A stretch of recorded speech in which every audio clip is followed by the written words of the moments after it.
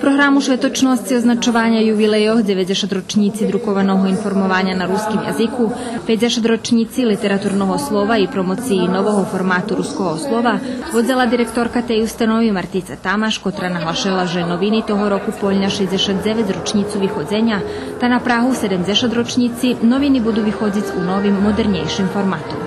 Teraz mamy offsetny papier, bili, češi, 80-gramski i šitski boki u koloru.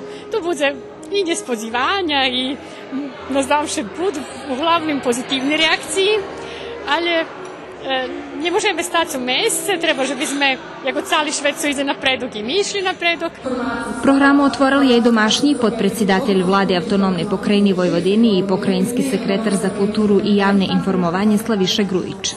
Govorimo o jednoj ozbiljnoj instituciji, jednoj ozbiljnoj medijskoj instituciji koja stvarno postoji toliki niz godina, ima svoje prepoznatljivo lice, ima svoju publiku, radi onaj posao zbog čega je osnovana i evo sad sa novim formatom očekujemo da će to biti korak više.